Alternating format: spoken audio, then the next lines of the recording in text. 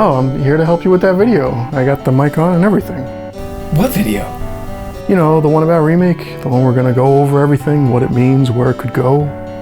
Oh, right, I know. Are you feeling okay? You look a little out of it. Yeah, it's just been busy around here. Just been a little busy.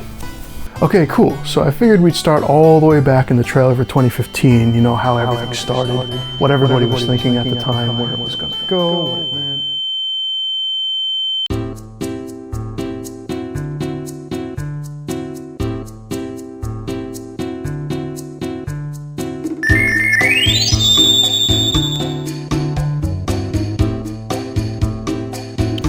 Action? You giving an introduction? Nah. Welcome to REFFOID, special episode of REFFOID, where I got a special guest on. You may recognize him as Deadman6453, bearing a striking resemblance to his... Oh yeah, sure. his Deadman REFFOID from Final Fantasy XIV. Or, more relevantly, the Advent Children video from a year and a half ago, day 500. Actually, that wasn't actually day 500. Really? I realized later. We've been lying to everyone this entire time. I realized later, for like the first year of REFFOID, I made a mistake that followed through in every title sequence. You gotta start over and do it all over again. But it's good now. So the recent of the past year and a half have been good. But that was day 509. Oh. So, anyway, so you wanted to do this video. Yeah. About Final Fantasy VII Remake. So I figured it was pretty important overall to your series and your channel. Yeah. So we could look into the more in-depth stuff about Remake and, you know, where are they trying to go with this for the rest of the trilogy? What's actually going on? Now, a lot of it is speculation and theories, so if I'm wrong, feel free to come back and laugh at me. I'm okay with that. I'll deal with it. But you want to get this on record before Rebirth comes out. Right. That's the idea. That was the plan, obviously. Before we actually jump into it, there will be spoilers through the whole discussion about the original 7, about the rest of the compilation, about Remake, potentially where Rebirth is going. But overall, the discussion won't include like any of the trailers for Rebirth yet. This is going to be based on what you can get out of the actual game that's out right now. Just theories and opinions, but they are correct theories and correct opinions. This is totally what's going to happen. I don't doubt it for a second. All this stuff is real. He's the expert on Final Fantasy VII. The thing is, I barely remember what happens after Midgar.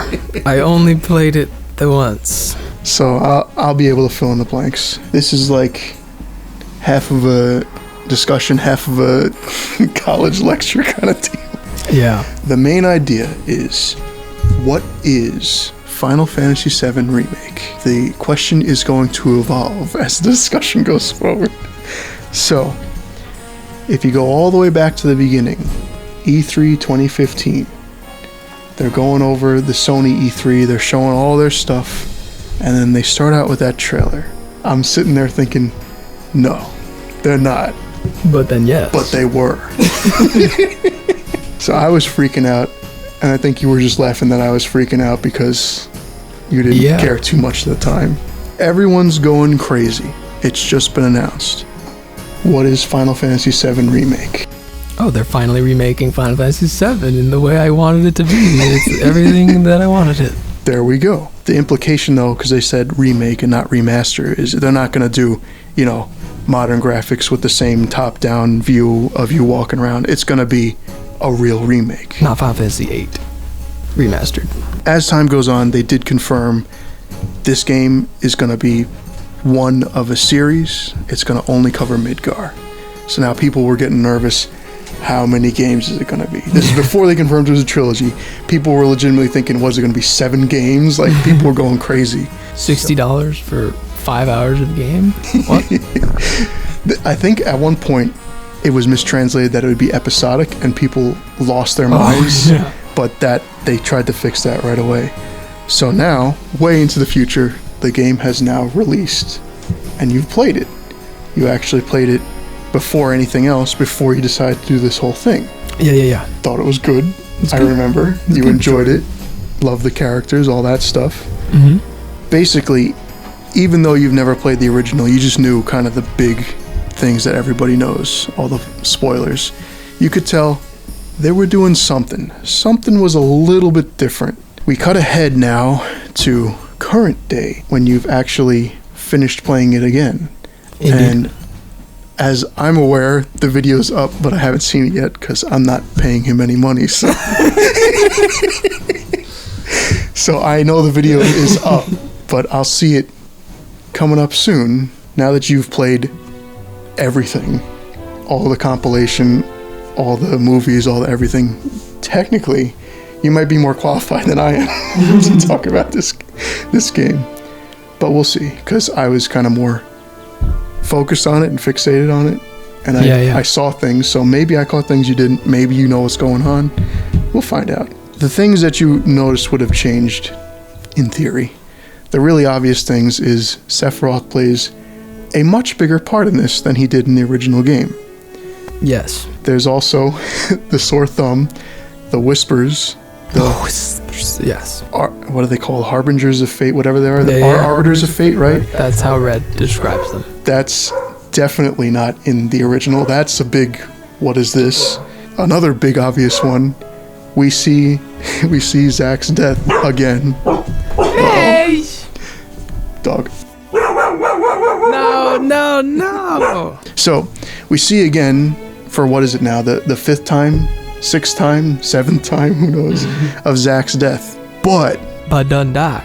So, Done die. maybe you weren't sure about it when it first goes on. You're like, who is this guy? What's going on? idea, yeah. Who cares? What the heck was this? I imagine when you saw Kate Sith Oh my god, yeah. with the whole, oh no, the plate's falling. This So cat is like, unnecessary. that was probably really weird and out there. With Sephiroth, everyone was complaining. They were like, oh, they're just trying to phone it in. Like, oh, everybody loves having him in the game. We'll just put him in there because that's what people want to see.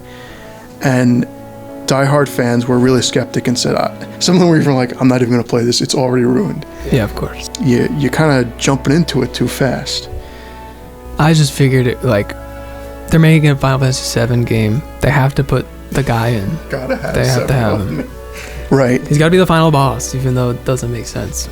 Right. At the very least, because of like how they expanded out the other characters, we can say that the good news about this is so far the entire compilation has been out. So they don't have to go and retcon, oh, remember that character? He was secretly on the side, you just never talked to him. Now they can just put those characters in. Yeah. If you pay attention, the big three, being Advent Children, Crisis Core, Dirge, Cerberus, they're all referenced in one way or another throughout the game.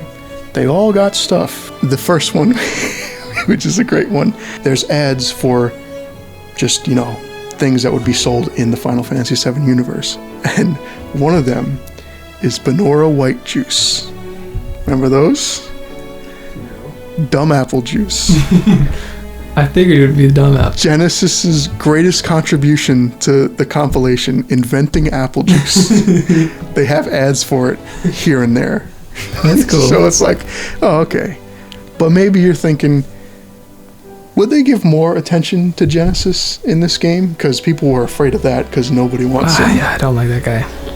Well, they did.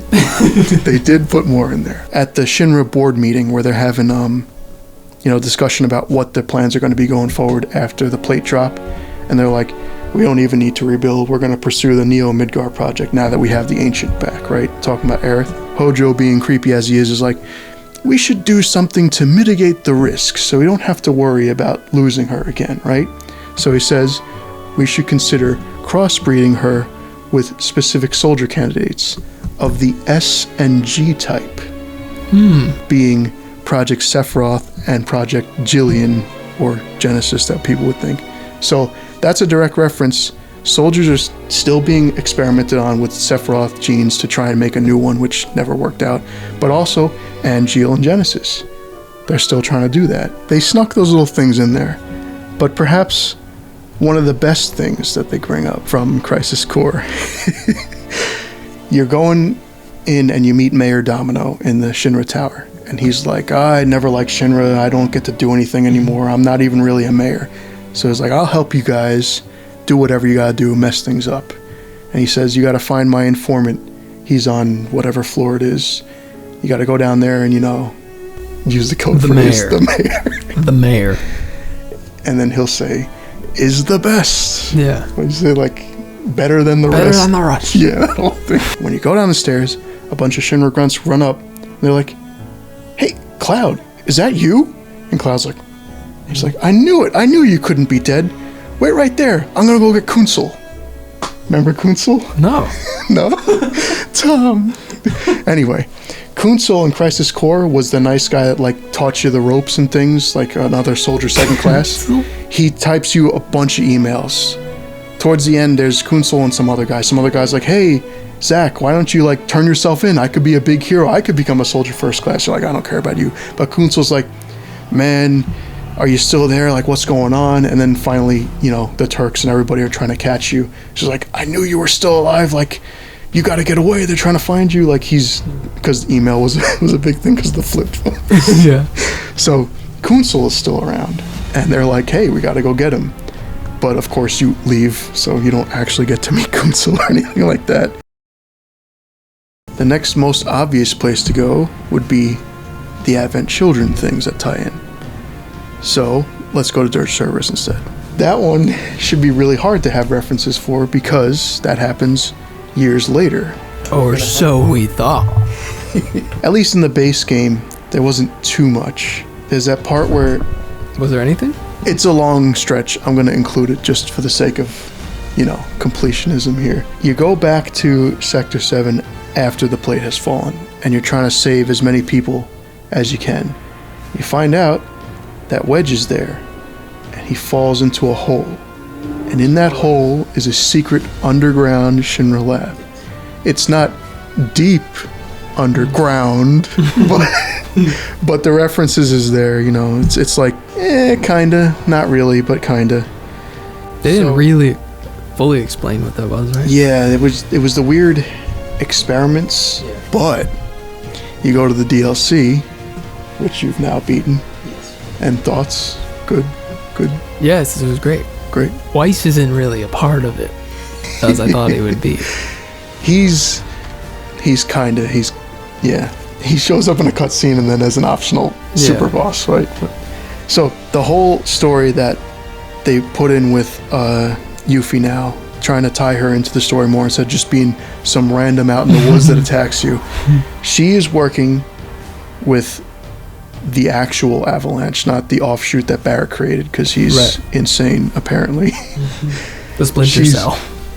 She's working with them to try and steal the ultimate materia, obvious call forward to the huge materia that becomes relevant later. Because they haven't quite figured it out yet, as we find out when she goes in. But she goes and sneaks in with Sonon, and they go down to weapons development and everything that Scarlet's heading up. And then you actually do get to Deep Ground. You see a scene of Nero and Weiss talking to each other. And then it's actual Deep Ground soldiers, for real. So you're fighting them off, and you're locked in that like simulation chamber. And when you get out, everybody's gone. They're all dead on the floor. And you go into like a test chamber thing, and then Nero fights you, but he's like being held back. I don't know the whole story with him, so you'll have to know better than I do. Yeah, sure I do. I don't know what his deal is, but he's weird, obviously. Darkness. Very about darkness, which I guess is the contrast to Weiss being all white and whatever and light. You fight him, and you think you're getting away, but he's not defeated. He's still around, because obviously he's going to be around for Dirge of Cerberus.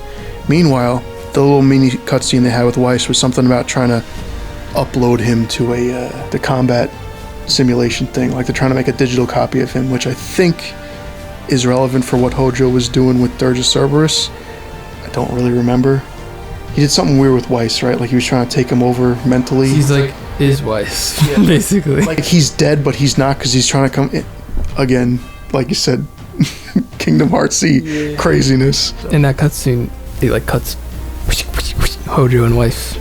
Oh, it does? Okay. Do you think Nero is showing up in the rest of the trilogy?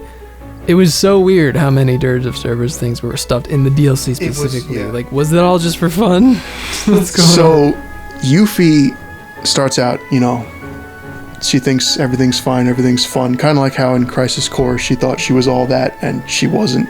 Like, Zack's like, what do? I can't hit this little kid. Yeah.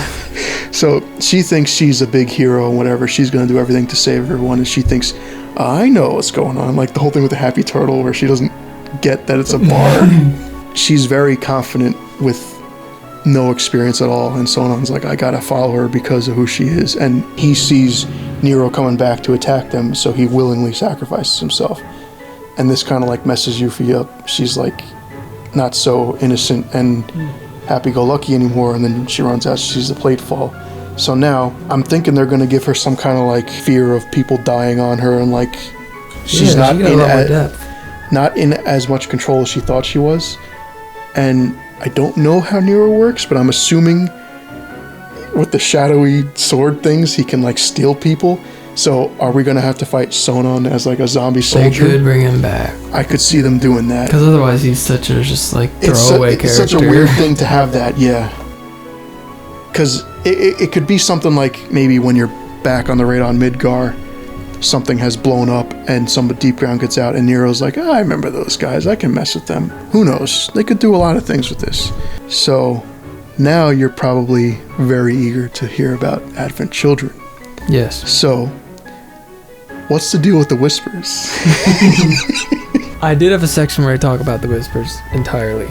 Alright, so then I'll try and be quick. It's revealed through, I think, Red and Aerith that they kind of protect. Yeah, and why does Red know everything about these guys? Right. I'm getting there. Okay.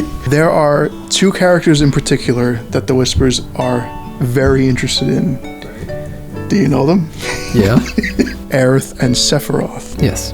Very, very interested in them. It seems like the two of them know things that they should not know yet. They seem to have an understanding of things that's too much. And like you said, why does Red know things? Aerith does this weird thing to Marlene and Red where she like kind of touches their head a little bit and there's magic, and then they kind of just get it.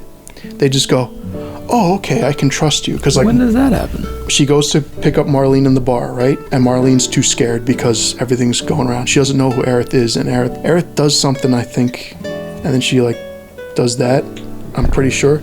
So then Marlene goes, oh, okay, I can trust her. And then she gets kidnapped or whatever. Red is breaking out of the lab, tries to get Hojo. Hojo stops him and is like, ha ha ha. But now he's, to them, an angry animal, test subject thing, who knows what. And she's like, no, we're not trouble, we're friends, we can help. And he's growling at her, and then she puts her hand on his head, and he calms down, and he's like, oh, okay. And then he introduces himself. She's like giving them some kind of knowledge or understanding. But again, knowledge or understanding that she shouldn't even have yet. Right. She mentions when you're in the Shinra Tower, in her old room, where she has like the big mural painted and everything, that whenever they touch her, she loses a bit of herself. So it's almost like they know she knows too much, so they're trying to take that knowledge away from her. But, where is she getting this knowledge from? Yeah. And if you side with her the most, and you get her scene when you sleep at her house, it can be either Tifa Barrett or Aerith. Mm-hmm. Get one of those scenes. She'll talk to you from like magical projection, however she does it, right? And she, out of nowhere, says, no matter what, you can't fall in love with me. Mm-hmm. Just like flat out to his face. And he's like, what? And also, everybody dies eventually. I remember that one. Yeah. It seems like she knows what happens. Yeah. A lot of these things come up when you're in that rift in the Destiny's Crossroads, I think it's called. Whenever you're defeating the Whisper Harbinger, it lets out like a ball of energy and it hits you, and you see things. You see the meteor, you see Red and his kids 500 years in the future. You see, at some point, I don't remember when it is, but at one point, they show the Advent Children remake scene of Aerith's death and the ball of materia falling into the water. They show... Wait, what do you mean Advent Children remake? It's not They did that scene in Advent Children at some point. So they just took it straight from Advent Children. It's the same exact scene. It's just also fuzzy and, quick cuts. They do a whole bunch of these things throughout the story. Lowering Aerith into the water. I think so, yeah. To the average person, you're like, what the heck is all this? But if you've played 7, you're like, why are they showing me this? Yeah. Why do the characters know this? So when they're like, what did I just see? What is this? I think Barrett complains about it. Red goes, these are visions of tomorrow if we fail here today. Yeah. So they're trying to change the future. Like the way Aerith's been talking about things and you've been seeing things, the idea is we need to stop these whispers to stop these bad things from happening in the future. You, being the player, knowing the bad things are Aerith dying, meteor coming down, all the negative things from Advent Children happening. Like, this is bad things. If we can stop them and save her, that's good, right? Yeah. So you, as the player, want to do this. Because if the story doesn't change, you're going to have to deal with Aerith being killed again. You're going to have to go through all the things with the Advent Children and Sephiroth coming back and Jenova and everything. All that stuff is going to happen again. They shouldn't know this, but they do. And if you've played everything, you are aware this is what they're alluding to. So the other character that's like this is Sephiroth himself.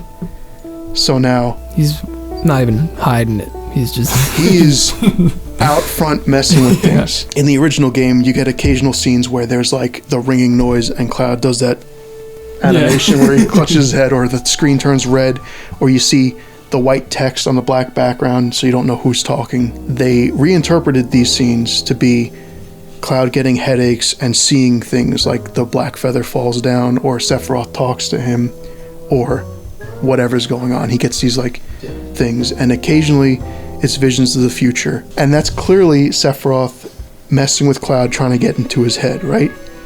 And he keeps like implying that you can't stop this. You can't save anyone. Like, this is gonna happen. He's like testing the limitations of what he's able to mess with before the whispers come in and go, no, you can't do that, stop that. The biggest one that he does in the Shinra Tower, we're like, oh crap, he just killed the president, like, stop him, and he just walks up and stabs Barrett and kills him, and he's like, oh. And it's just like, his glasses fly off. Just in your face, Barrett is dead. They use this as a gameplay thing to have him not in the next fight, and like to go, oh, you should really take it easy. But either way, the whispers are like, well, that's bad. He can't die here. That's not how it goes. So they heal him. They completely undo him being dead. Yes, which is crazy. That to me started throwing things all out of whack, because what can they do? What is it within their power? Apparently, they can just hit an undo button and stop something from happening even after it's happened. They have a lot of ability over the flow of time and how things should go. But like, couldn't they just knock Jesse down the stairs instead of having a tornado? Yeah, no, I guess they're trying to make it less obvious when you first see it, because you're like, what are they doing? Why are they attacking us? But as you've played through it and you know these things, you're like, oh, that's why they're doing that, right? The problem is, you would figure Sephiroth would be bothered, like, oh man, I tried to kill him, but he doesn't care. He killed him, he saw it, didn't work, whatever, he's going on with his plan. There is one other big scene he interferes with. Do you remember when that is? When you meet Aerith? In that scene, when you first meet Aerith, she's being surrounded by the whispers. What's going wrong there? What needs to change? What didn't happen correctly? She's just standing there, right? In the original game, when you get to that location, you walk in, everyone's freaking out because the reactor just exploded. They're running around and they bump into her and knock her over. She falls down, she stands up, and then Cloud walks into the scene and she's like, hey, what's going on? Like, what's everyone freaking out about? And then you talk to her or whatever, right? In the remake, you're heading towards that direction, just trying to get back to the train station. Bunch of rubble falls in front of you and you're like, oh, gotta go some way around. When you go around, Sephiroth is there and he's like, what's up? It's me. And you're like, holy crap, and you're freaking out. How is this possible? How is he here, right? All of that has happened, and then you go to Aerith and there's nobody around her. They're all like further down the street. Nobody's running around like crazy. So the implication is the scene where people freaked out and bumped into her has already happened. She was already going to leave, and the whispers had to keep her there so that Cloud would run into her. So was Sephiroth trying to not make them? Sephiroth delayed it by messing with you. He figured it's kind of like two different ways. At first, he indirectly messed with fate. Like, if I just cause them not to meet, what happens? And then in the Shimmer Tower, he's like, what if I just kill one of them? Mm-hmm. Like, he's trying what he can to see what he can mess with. He has the power to freeze time also? What's up with that? That part was a little weird. I don't know what that actually was. That could have all been in Cloud's mind. Yeah, probably. The other time that he messes with things is at the end of the game. You're going down the highway. You're about to leave. You should just get to the end of the highway, climb down the cable thing, and you head off to Calm. But now Sephiroth is waiting for you there. He's just at the edge. And everyone's like, what the heck is he doing here? He cuts open a hole in like reality and walks through. And we're like, all right, we gotta go stop him. But she's nervous. She says it's boundless freedom on the other side. And that Sephiroth is wrong. But if you go in and actually change fate, you're also going to change yourselves, she says. So that's like, this is significant. So now you go actually into this rift and defeat the Whispers, and they fade away. And it shows the scene of Zack fighting, and it happens at that time too. It's implied that it's like a singularity point of time where they were, at that time, they were present around Shinra Tower at like all points of time. Every time that something significant was happening, they were there, and then they get defeated and they go away. So now fate isn't the train under the rotting pizza that's stuck and can't go anywhere it wants to. Now everything is free. So now you have to fight Sephiroth because he's now appeared, and he's like, hey, I'm here to fight you. And you beat him. But the Whispers weren't necessarily an obstacle to you. I guess if you want to save Aerith and stop all the terrible things from happening. The Whispers were more of an obstacle to Sephiroth. He was actively trying to change things and he couldn't, and you just went in and killed them for him. So now, isn't he free to change things as he wants to? Yikes. So what exactly is Final Fantasy VII Remake? Why did they pick Remake as the title? Because you're remaking? Because Sephiroth is remaking Final Fantasy VII. Oh! He now has free reign over things. It's not just a title that's nice because it makes sense, it also has story significance. Sephiroth is now remaking Final Fantasy VII because he has that obstacle cleared. Ooh. Big problem. That's cool. You remember that fight with the Whispers? Yeah. With the giant Harbinger and the other guys? Yeah. So, when you finally get there, it's you, Tifa, and Barret, right? And it does some kind of thing, and it summons in 3, like, things as a mirror match. It's got your Whisper Sword Fighter, your Whisper Brawler, and your Whisper Gunner. If you look closely, though, they're not like exact copies of you. They're a little different. The Sword Fighter isn't using a giant two-handed sword. It's just got the one sword. Left-handed sword. Then you've got the Brawler. It's not using punches and kicks as much as Tifa is. It's really just got the one big fist, right? And then you got the Gunner.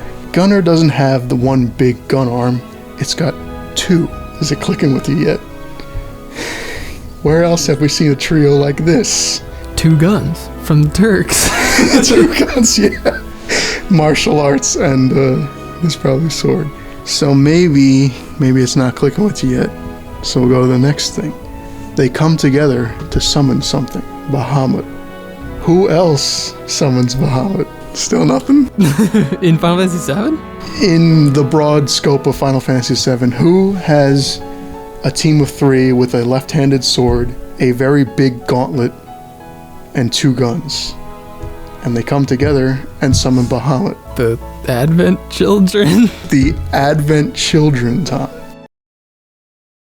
Now you're going, that's crazy. That's a stretch, right? I don't remember their weapons at all, so...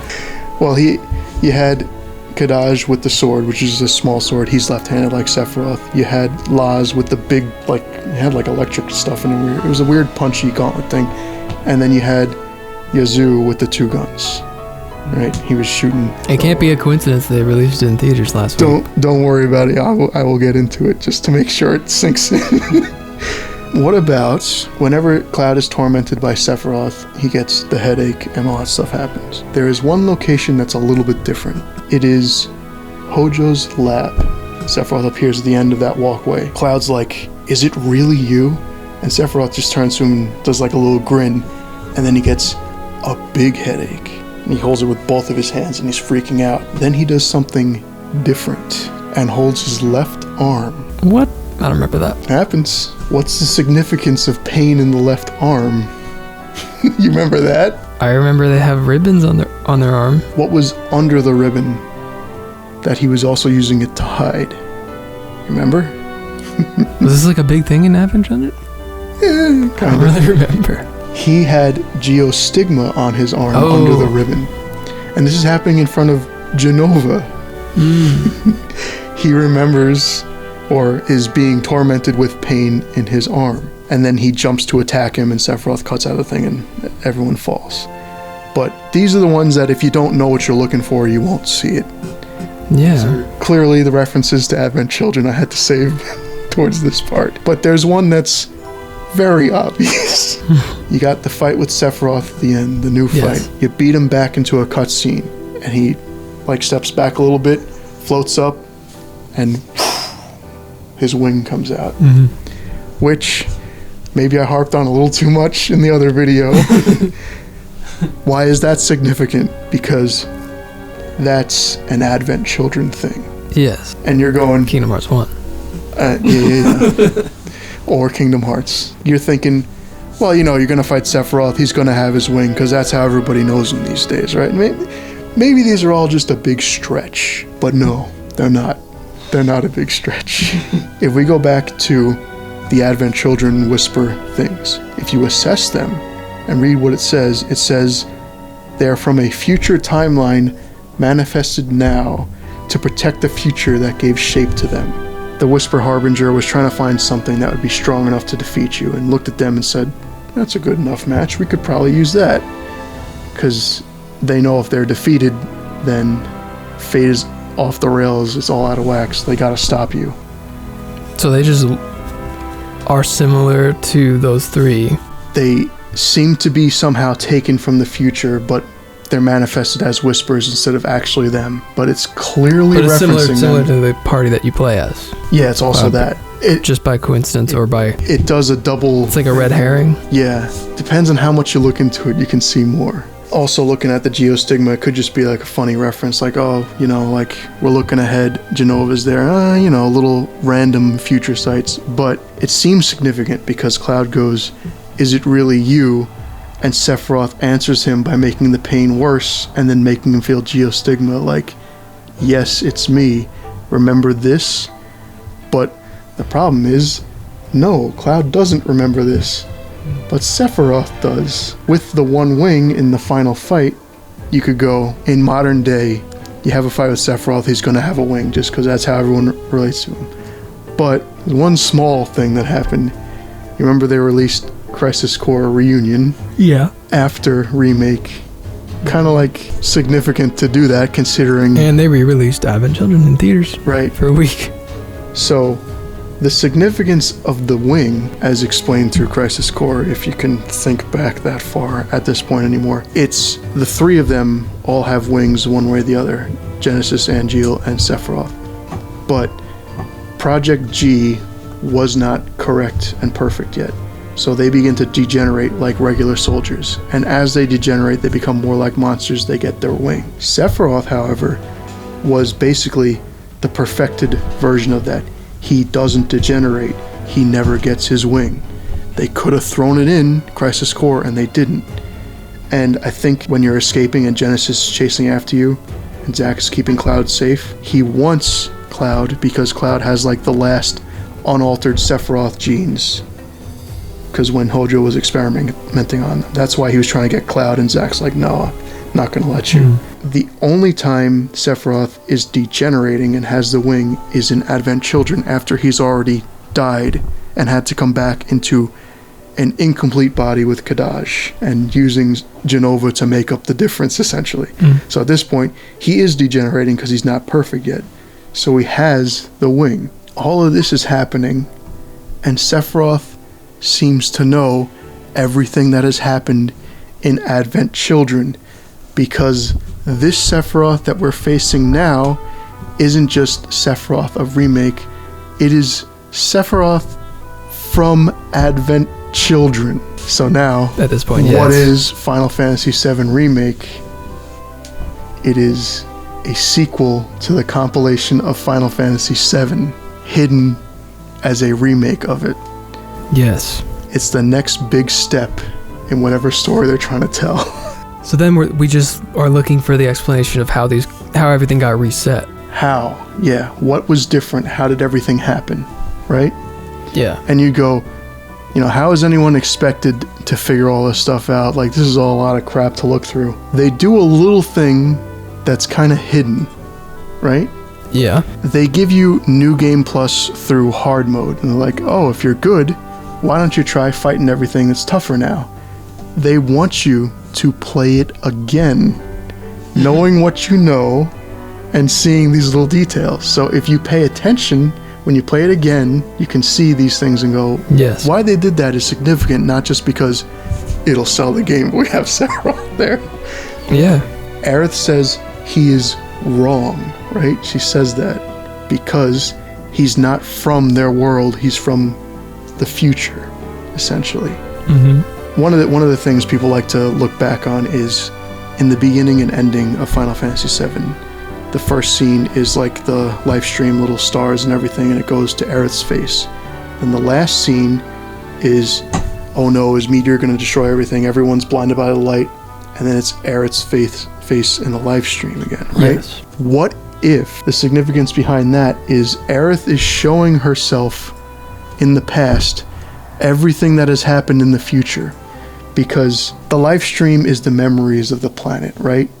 All that stuff, all the people. And Aerith can communicate with the planet. Sephiroth somehow learned how to manipulate the live stream, as we can see in Advent Children. So Aerith hasn't sent herself into the past because that would be wrong. But Sephiroth doesn't care, so he sent himself back somehow. Like I said, Sephiroth wasn't anywhere in Midgar in the original. In fact, if you want to get technical, Sephiroth is barely anywhere in the game until you see him in the Northern Crater in that crystal thing. All the other times you see him is him manipulating Jenova parts or the clones. The issue with that for the remake is, how is Sephiroth out and about if Jenova is still trapped in the Shinra Tower? The most he can do is mess with the imperfect clones and puppets, right? But there aren't any around for that time. There aren't any wandering the streets when he messes with Cloud or anything, because he's actually there. If you look at the intros that we have, the intro from Remake and the intro from Original 7. Original 7 starts out with Aerith. She stands up, turns towards the camera, and walks to the street, right? It zooms all the way out of Midgar and says Final Fantasy VII, right? Drops the title thing.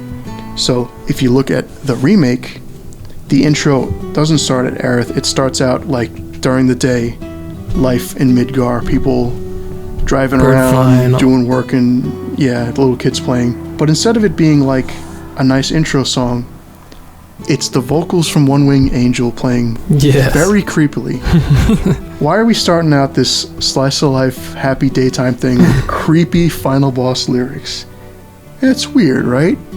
Yeah. Then it cuts to the viewpoint of the kid looking at the reactor. It shoots up the Mako energy, and then it changes into Aerith looking into that thing. This time, instead of her standing up and facing the camera, she gets up startled because One Wing Angel lyrics start playing. She gets startled at the lyrics, which, that's kind of weird. Mm-hmm. But it's different. It's almost like she was getting a message from her future self or something, and then Sephiroth is there and she can feel it. She runs towards the camera like she did before, except she kind of keeps looking back. Bumps into a guy, knocks over her basket of flowers. Starts picking them up one by one, someone tramples the last one. She's down on her knees looking at it, holds it up, and she's like all sad and kind of looks up at the camera, and it zooms out like before. This time she's not standing up like walking through the street. She's kneeling down like some other significant scene. Yeah. And you would think, oh, why put the One Wing Angel lyrics in there? That's kind of a weird place to have them like during the actual intro song. It's like they don't belong there. Like Sephiroth, right? Yeah. We have all of this crap. And the problem is we don't know how is it that things from the future are coming back to the past. How do they know? How is Sephiroth actually here? It all plays into the whole life stream and memories. Memories are a big deal. Memories and the future and everything plays a big part into what they're trying to do with this new series. Problem is we have no idea how or why. So we're kind of just stuck with, we're pretty sure Sephiroth is literally from the future, and we're pretty sure Aerith is sending messages back to herself like in the beginning of 7 somehow. And just to be funny and annoying with memories, do you remember Sephiroth's last words from Advent Children? Oh, I thought you were going to say Remake. No. Remake is a different story. I don't really remember that. His last words in Advent Children were, "I will never be a memory." Oh, yes. So, little significant things with memory there. The problem here is if this is all true, and I haven't, completely messed this up, we now have 2 Sephiroths in the world. The one that's, like in the original, in the crater, waiting for the reunion, planning everything behind the scenes, and the one from Advent Children that just actively stopped Fate from staying on course. Yeah. One that still manipulated Cloud and lured him into defeating the Whispers so that he would have control. One that actually, if you pay attention, might not have destroyed the Whispers, but absorbed them. Meaning that not only is he free to do what he wants, but he might actually be able to control Fate. Does he absorb them? Could be a big problem. They all kind of swoosh around him and get sucked in a little bit. He wanted it to be painted as he's gonna do something terrible and Cloud needs to stop them. He wants you, the player, to want to stop Fate. He wants you to defy Fate and you to choose how things go by destroying Fate, except that's not really what you want, that's what he wants. He's setting everything in motion. He planned it from day one that you would help him, that you would try to do the impossible to challenge Fate and win. Yes. So I think this is all awesome.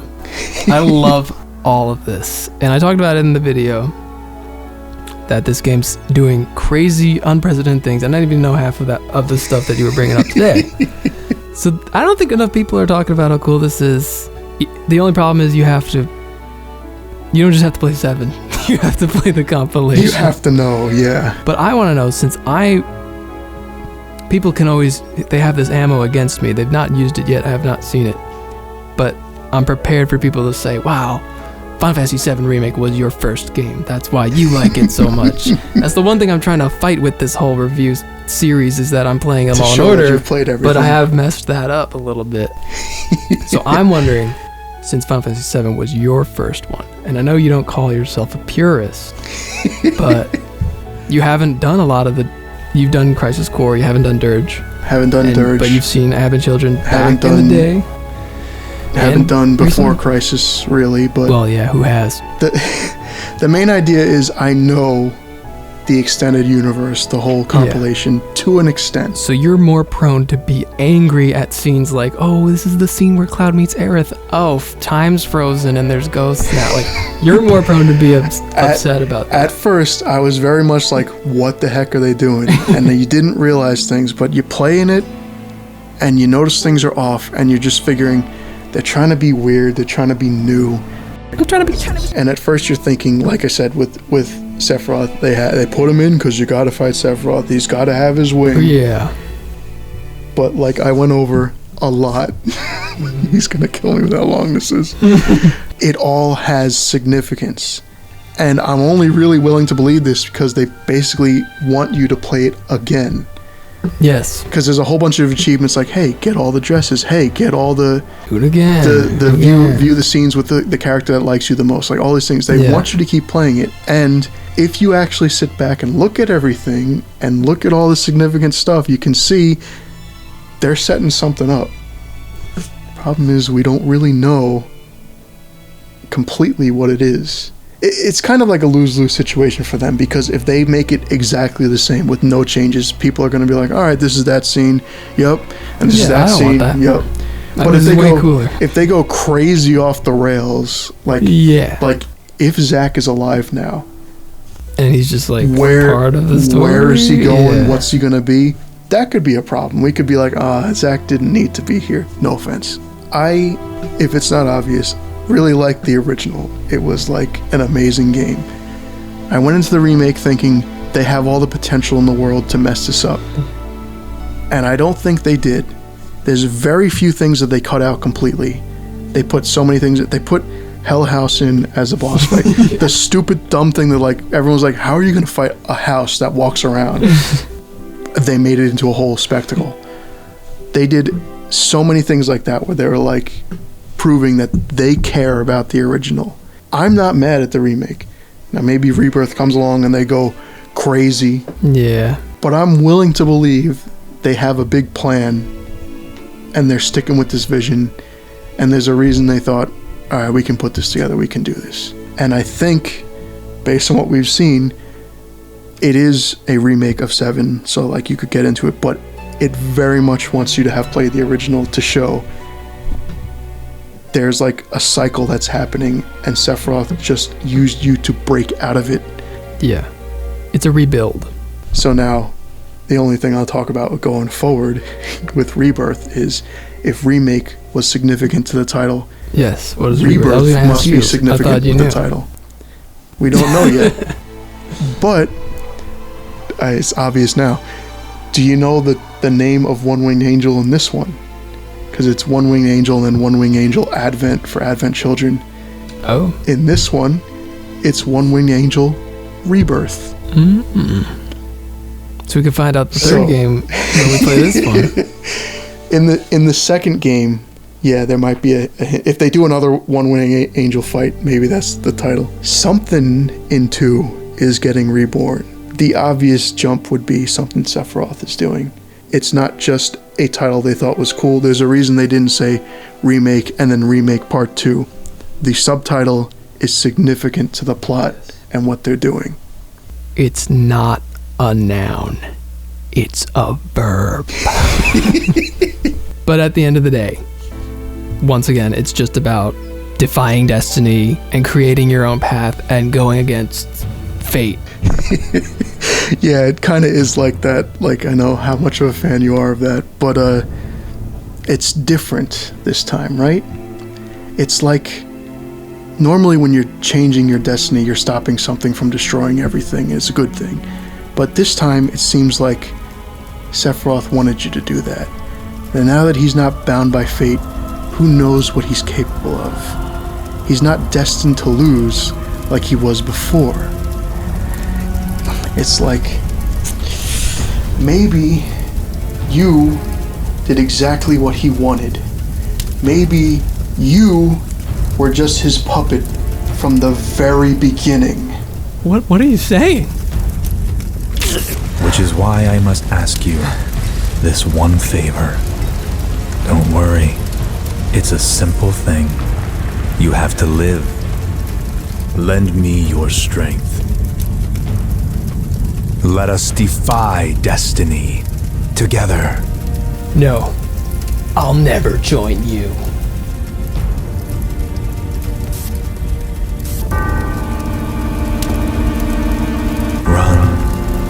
Run away. You have to leave. You have to live.